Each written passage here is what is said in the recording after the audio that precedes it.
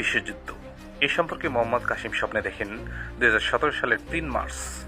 মোহাম্মদ কাসিম বলেন যে ইসরায়েল অন্যান্য কিছু দলের সঙ্গে জোট গঠন করে এবং তাছাড়া তাদের সন্ত্রাসী কার্যক্রম শুরু করে।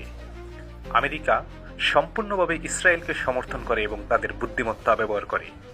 যখন রাশিয়া এই ব্যাপারে জানতে পারল, তখন তারাও এইসব এলাকায় অন্যান্য দলের সাথে জোট গঠন করে।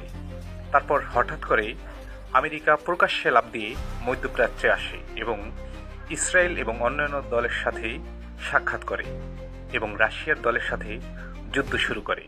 এসব দেখার পর রাশিয়াও লাফ দেয় এবং তার মিত্ররা তাকে সমর্থন করে এবং এইভাবেই তৃতীয় বিশ্বযুদ্ধ শুরু হয় এবং যুদ্ধের ময়দান হয় মধ্যপ্রাচ্যের দেশগুলোতে।